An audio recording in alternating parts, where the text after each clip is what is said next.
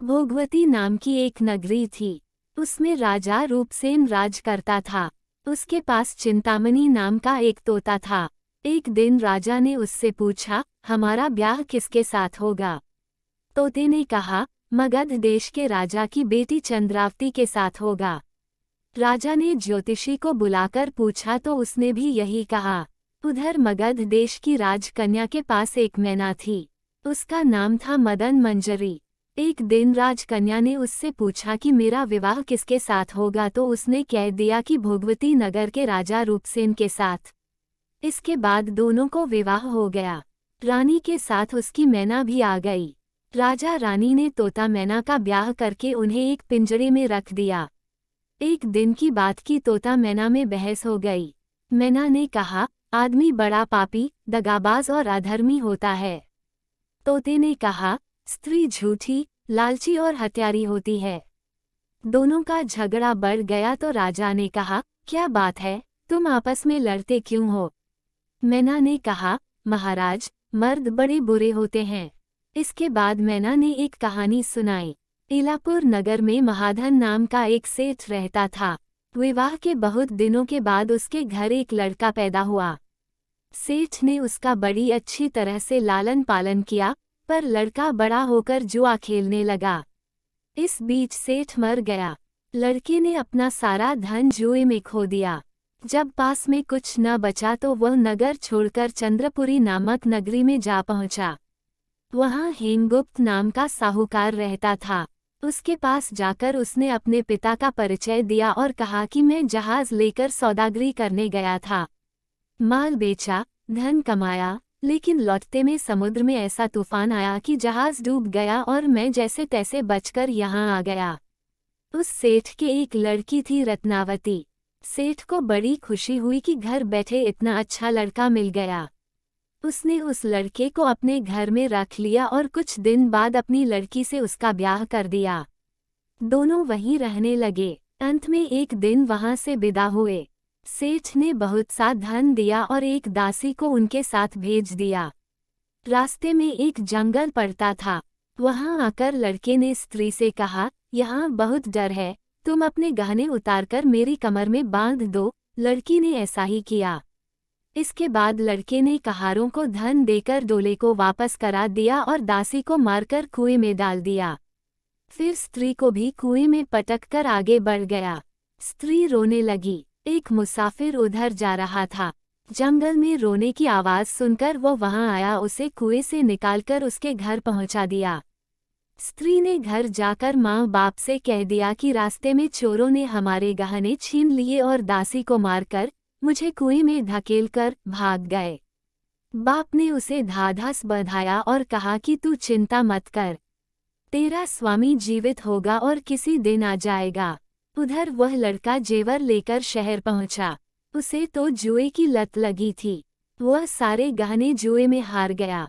उसकी बुरी हालत हुई तो वह ये बहाना बनाकर कि उसके लड़का हुआ है, फिर अपनी ससुराल चला। वहां पहुंचते ही सबसे पहले उसकी स्त्री मिली। वह बड़ी खुश हुई। उसने पति से कहा, आप कोई चिंता न करें, मैंने यहाँ आकर दूसरी ही बात कही है। जो कहा था वो उसने बता दिया। सेठ अपने जमाई से मिलकर बड़े प्रसन्न हुए और उन्होंने उसे बड़ी अच्छी तरह से घर में रखा। कुछ दिन बाद एक रोज जब वह लड़की गहने पहने सो रही थी, उसने चुपचाप छुरी से उसे मार डाला और उसके गहने लेकर चंपत हो गया। मैना बोली, महाराज, ये सब मैंने अपनी आंखों से देखा। ऐसा पापी होता है आदमी।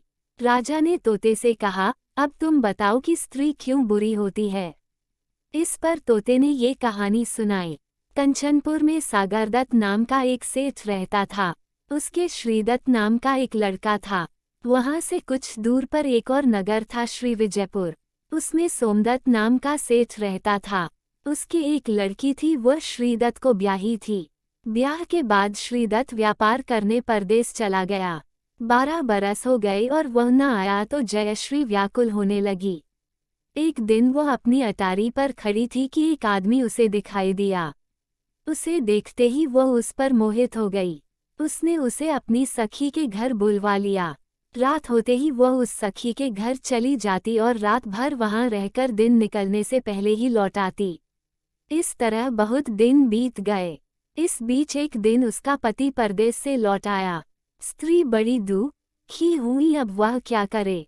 पति हारा थका था। जल्दी ही उसकी आंख लग गई और स्त्री उठकर अपने दोस्त के पास चल दी। रास्ते में एक चोर खड़ा था। वह देखने लगा कि स्त्री कहाँ जाती है। धीरे धीरे वह सहेली के मकान पर पहुंची। चोर भी पीछे पीछे गया। संयोग से उस आदमी को सांप ने काट लिया था और वह मरा पड़ा था। स्त्री ने समझा सो रहा है। वहीं आंगन में पीपल का एक पेड़ था जिस पर एक पिशाच बैठा ये लीला देख रहा था। उसने उस आदमी के शरीर में प्रवेश करके उस स्त्री की नाक काट ली और फिर उस आदमी की देह से निकलकर पेड़ पर जा बैठा। स्त्री रोती हुई अपनी सहेली के पास गई। सहेली ने कहा कि तुम अपने पति के पास जाओ और वहां बैठकर रोने लगो। कोई पूछे तो कह देना कि पति ने नाक काट ली है। उसने ऐसा ही किया। उसका रोना सुनकर लोग इकट्ठे हो गए। आदमी जाग उठा। उसे सारा हाल मालूम हुआ तो वह बड़ा दुखी हुआ। लड़की के बाप ने कोतवाल को खबर दे दी। कोतवाल उन सबको राजा के पास ले गया। लड़की की हालत देखकर राजा को बड़ा गुस्सा आया। उसने कहा, इस आदमी को सूली पर लटका दो। वह चोर वहां खड़ा था। जब उसने देखा कि एक बेकसूर आदमी को सूली पर लटकाया जा रहा है तो उसने राजा के सामने जाकर सब हाल सच सच बता दिया। बोला, अगर मेरी बात का विश्वास न हो तो जाकर देख लीजिए, उस आदमी के मुंह में स्त्री की नाक है। राजा ने दिखवाया तो बात सच निकली। इतना कहकर तोता बोला, हे राजा, स्त्रियां ऐसी होती हैं। राजा ने उस स्त्री का सिर मुंदवाकर गधे पर चढ़ाकर नगर में घुमवाया और शहर से बाहर छुड़वा दिया। ये कहानी सुनाकर बेताल बोला, राजा, बताओ कि दोनों में ज्यादा पापी कौन है। राजा ने कहा, स्त्री। बेताल ने पूछा, कैसे। राजा ने कहा, मर्द कैसा ही दुष्ट हो, उसे धर्म का थोड़ा बहुत विचार रहता ही है। स्त्री को नहीं रहता, इसलिए वह अधिक पापिन है।